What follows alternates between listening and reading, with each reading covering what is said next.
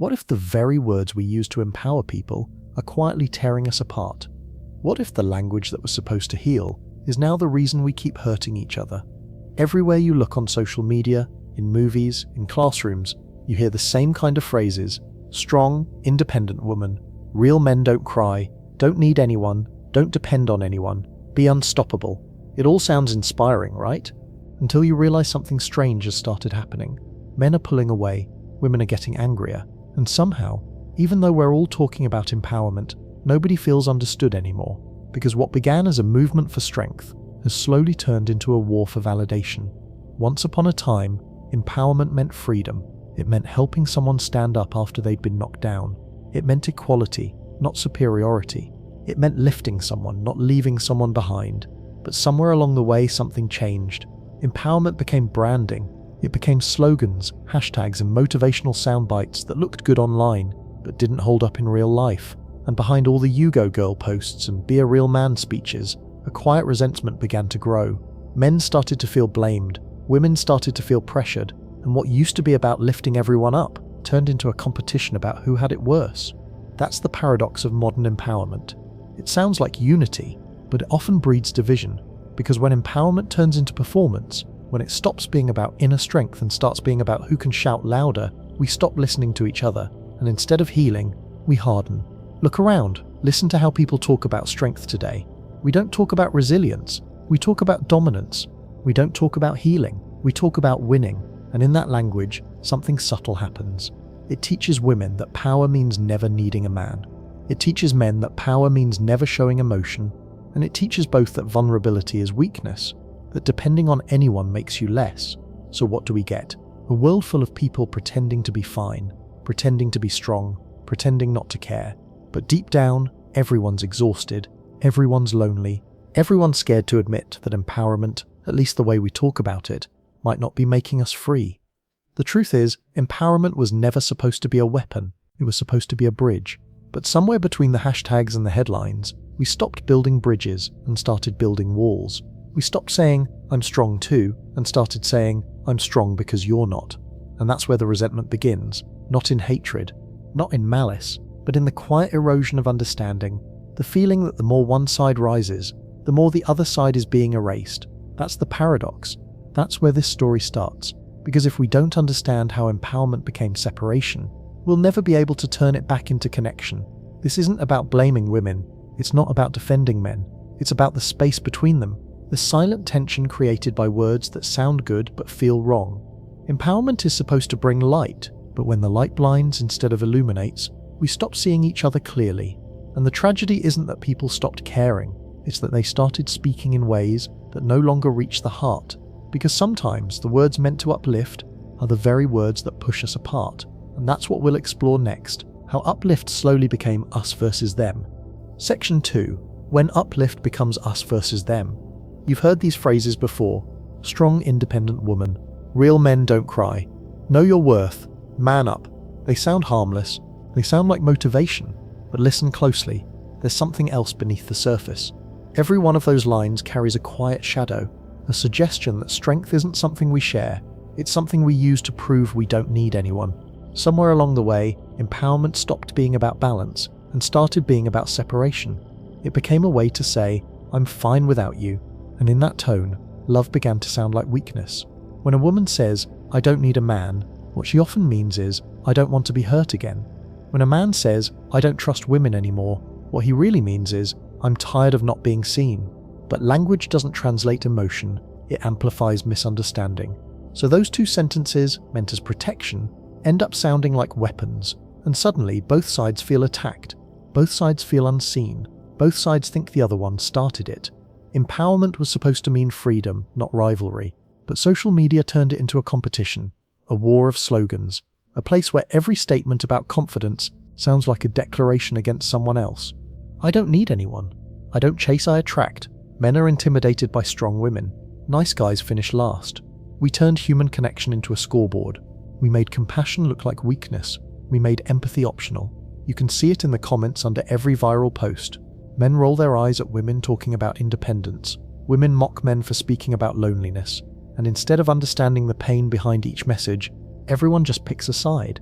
That's how Uplift became us versus them, because the moment empowerment became public performance, it stopped being about healing and started being about winning the narrative.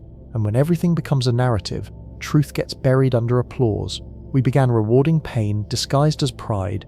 We began celebrating defiance over connection. We began saying, "I'm better alone," and calling it growth. But no one tells you the quiet part, how lonely that kind of empowerment really feels. Because after the posts fade, after the likes slow down, you're still alone with that sentence, "I don't need anyone." And it doesn't feel powerful anymore, it just feels cold. The irony is, both genders are saying the same thing, just in different ways. Women say, "I don't need a man." Men say, "I don't need anyone." But they're both confessing the same fear, that depending on someone will only lead to pain. And in that shared fear, they could have found understanding. But instead, they found division. Because empowerment language rarely invites conversation. It ends it.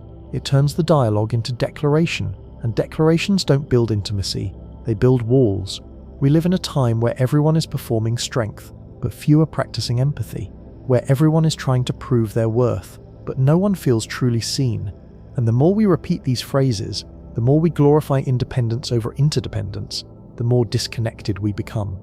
The goal was to uplift, but the message turned into isolation. Because the truth is, you can't build unity on top of division. You can't empower one gender by quietly shaming the other.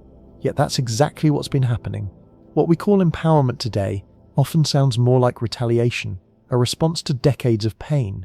Yes, but one that's now repeating the same cycle. It was meant to break, and when pain starts echoing instead of healing, nobody wins, nobody grows, nobody connects. That's how resentment begins. Not with hate, but with hurt that was never truly understood.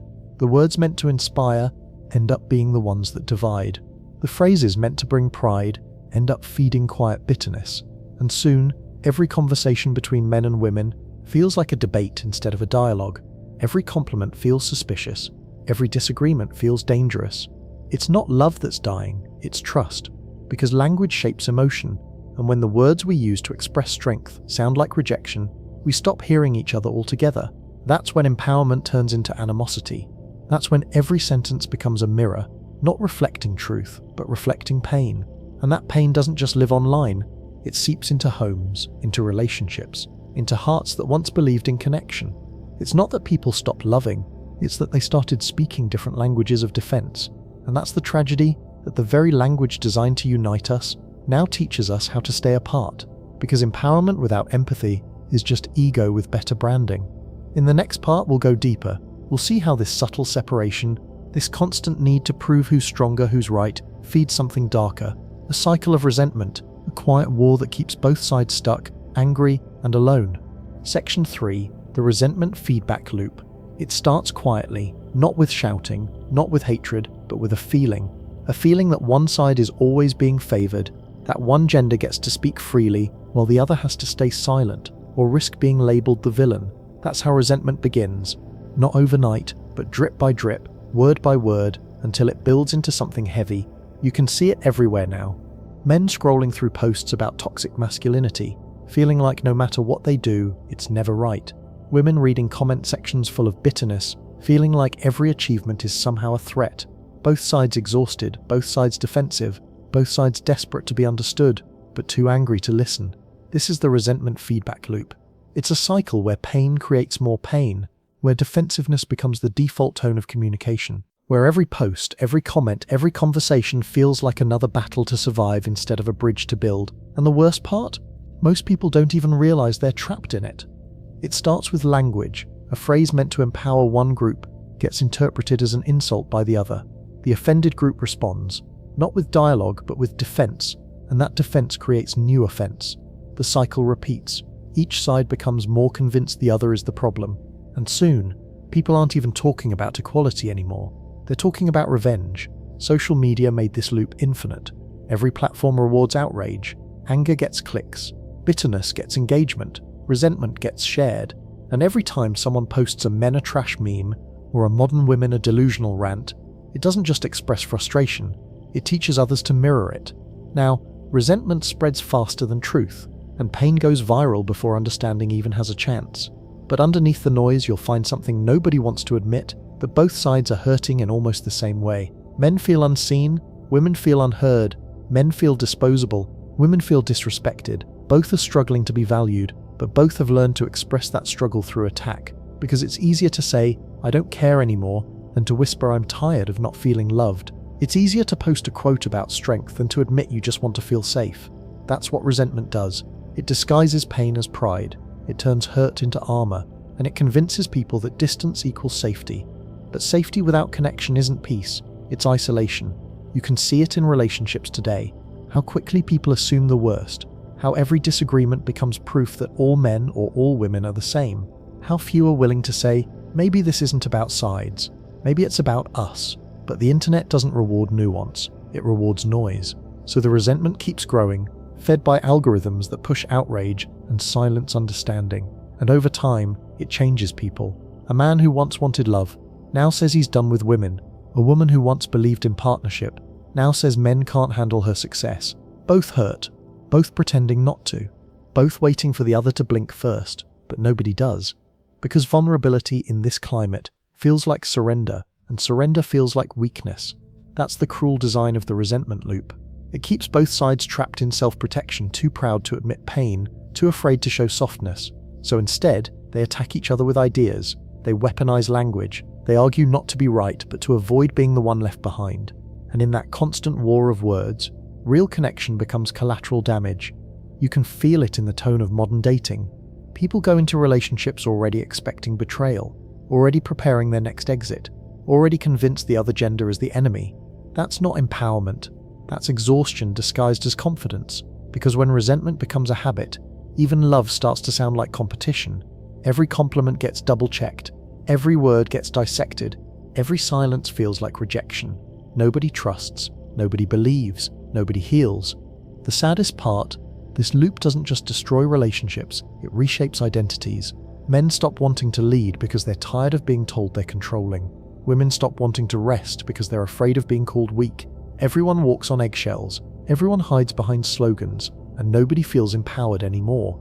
Empowerment turned into a shield, a beautiful word that people now use to protect themselves from the very closeness they crave. And when empowerment loses compassion, it becomes something else entirely, a quiet war dressed up as progress. That's how the resentment feedback loop works. It convinces people that they're fighting for freedom, when really, they're just fighting not to feel forgotten. But there's another truth hidden beneath that noise, a truth that most people never stop to see. That empowerment doesn't have to be division, that strength doesn't have to mean isolation, that maybe the problem isn't the idea of empowerment, but the way we talk about it. Because maybe it's not the word itself that's broken, it's the intention behind it. And that's where we go next, to the part nobody talks about, to the nuance that's been missing for far too long. Section 4. Beyond the buzzwords, the nuance we're missing. We've been repeating the same words for so long that we've stopped asking what they even mean anymore. Empowerment, strength, independence, equality. They sound beautiful, but somewhere between their meaning and their marketing, we lost the nuance. We turned real growth into catchphrases, we traded understanding for slogans, and now we're all speaking in headlines instead of honesty. It's strange, isn't it, that in a time when we talk more than ever about connection, we understand each other less than ever before, because the language of empowerment today has become too broad, too reactive, too politicized. It's no longer about healing the human experience, it's about declaring a side. And in choosing sides, we forgot that real empowerment has nothing to do with gender. It's not about women rising above men, or men reclaiming their strength. It's about becoming whole within yourself, so that you can meet another person as an equal, not an enemy. True empowerment doesn't come from proving someone wrong. It comes from learning who you are without needing comparison. But we live in an age that thrives on identity over individuality. You're not just a person anymore, you're part of a demographic, a label, a hashtag, and when empowerment is filtered through labels, it stops being about personal growth and becomes about group validation. That's where we went wrong, because when people start believing that empowerment means lifting one side by lowering the other, they've already lost the meaning of strength. Real empowerment doesn't require an audience. It doesn't need to be announced or proven. It's quiet. It's earned. It's something you feel when you've faced your pain and refuse to let it define you. But that kind of empowerment doesn't trend. It doesn't fit neatly into a caption. It can't be sold as an identity, and so it gets ignored, buried under the noise of performative confidence and online self-worship. We forgot that empowerment isn't a competition. It's collaboration. It's the mother who raises her son to respect women. It's the father who teaches his daughter to value herself. It's the couple who can argue without turning each other into enemies. It's the man who can cry without shame. It's the woman who can rest without guilt. That's what empowerment should look like. Not independence that isolates, but strength that connects. But connection takes humility. It takes being able to say, I was wrong. It takes listening instead of reacting. And it takes realizing that empowerment without empathy is just noise dressed up as virtue. When people stop listening, the message dies. When people stop seeing each other, the cause collapses. And that's exactly what's been happening. Everyone wants to speak, but no one wants to understand. So we end up with a culture full of strong people who don't know how to love, confident people who don't know how to connect, empowered people who feel completely alone. Maybe that's the nuance we've been missing. That empowerment and empathy were never meant to be separate. That the moment strength becomes cold, it stops being strength. That the moment confidence loses compassion, it turns into pride. We've mistaken dominance for empowerment, and it's killing our ability to coexist. Because strength without kindness is just control, and freedom without understanding is just isolation in disguise. The truth is, we need a new language, a softer one that allows both sides to be human again. A language where men can say, I feel unappreciated, without being mocked, and women can say, I'm tired of being compared without being dismissed. A language that doesn't divide strength and sensitivity, but sees them as parts of the same truth. Because no gender owns empowerment, no movement has a monopoly on worth, and no one wins when understanding is lost. If we ever want to rebuild what's been broken, we have to stop shouting and start translating. Not everyone who disagrees is your enemy. Not every phrase that offends you is meant to harm, and not every form of strength looks the same. Some people show it by standing tall, others show it by staying soft. Both matter. Both deserve respect. The real question isn't who's more empowered, it's who's willing to understand the cost of empowerment when it comes without empathy, because that cost is connection. It's trust. It's love. And every time we use language to divide instead of unite, we pay that cost all over again. We've spent years mastering the art of expression. Now it's time to relearn the art of listening, to see that empowerment is not a war cry, it's an invitation. Not a demand for superiority, but a reminder that everyone deserves to feel strong without making someone else feel small. That's the nuance we've been missing. And if we can learn to bring it back, if we can learn to speak strength with softness again, maybe we can start to heal what this language has broken. Because empowerment, in its truest form, was never supposed to separate us. It was supposed to set us free. But healing isn't automatic. It takes intention. It takes new habits, new words, new ways of seeing each other, and that's where we go next. Because knowing the problem isn't enough. We have to rebuild the bridge that's been burned. Section 5. Rebuilding Bridges, a Path Forward. Healing doesn't begin with an argument. It begins with a pause, a moment where someone chooses silence over defense, where they stop trying to win the conversation and start trying to understand it. That's where bridges are rebuilt, not through power, but through presence. Because the truth is, we've spent so much time talking about empowerment that we forgot to talk about understanding. And understanding is what turns empowerment into something real. So how do we start again? How do we find our way back from this war of words? It begins small. It begins in the way we speak to each other, in the tone, the patience, the intention. It starts when a man stops seeing every empowered woman as an accusation, and when a woman stops seeing every struggling man as a disappointment. It starts when both can admit that they're not enemies, they're reflections, both trying to be seen, both trying to be safe. The bridge we need to build isn't made of theories, it's made of empathy. When you talk to someone, don't assume they're coming to attack, assume they're coming to explain. And when you listen, don't listen to reply. Listen to understand the story underneath their words. Because behind every strong woman is someone who had to survive something, and behind every guarded man is someone who learned that vulnerability can be used against him. You don't heal that with blame, you heal it with compassion. Empowerment without empathy is power without peace. It's time we stop measuring strength by how loud we are, and start measuring it by how open we can be. To say I'm sorry when we've gone too far, to say I understand even when we don't agree, to say I need you without shame, because that's the kind of empowerment that doesn't divide. It connects. Real empowerment doesn't need a stage, it doesn't need applause, it doesn't come from being louder, tougher or colder. It comes from balance, from grace, from choosing to meet people halfway, instead of standing on opposite sides of the bridge and shouting across it. It's the kind of strength that says, I can be powerful and kind, I can be confident and humble, I can be independent and still love deeply. That's the kind of strength that lasts. That's the kind that heals. We need to remember something simple. No gender has a monopoly on pain, and no gender has a monopoly on virtue. We've both hurt each other, we've both misunderstood each other, and we've both used language as armor instead of using it as connection. But if we can admit that, if we can lay down the pride long enough to see that truth, we can start to rebuild something that's been missing for years: trust. Trust is what makes empowerment work. Without trust, every word sounds like a threat, every compliment sounds like manipulation, every conversation feels like walking through a minefield. But when trust returns, language softens, tone changes, walls lower. That's when empowerment stops being a weapon and starts being what it was always meant to be: a shared strength. We can still talk about empowerment, we should, but it has to mean something deeper now. Not the kind that divides men and women, but the kind that reminds them they were never supposed to be opponents. The kind that says, you don't have to shrink for me to shine. The kind that says, I can lift myself without pushing you down. Because that's the only version of empowerment that creates peace. Maybe the world doesn't need more empowerment slogans. Maybe it needs more people who can sit across from each other and have a hard conversation without hate. People who can say, I see your pain, and I know mine too. People who can tell the truth gently. People who don't just want to win, they want to understand. That's real progress. That's real strength. And if we can start there with small moments of honesty, with quiet acts of grace, then maybe, slowly, we can unlearn the war language we've been speaking for too long. Maybe men can learn that showing emotion doesn't make them weak. Maybe women can remember that resting doesn't make them powerless. Maybe we can both remember that love was never the enemy, ego was. So the next time you hear a phrase about empowerment, listen closely. Ask yourself, is this helping me connect, or just making me harder to reach? Because real empowerment doesn't harden the heart, it softens it. It doesn't silence the other side, it invites them in.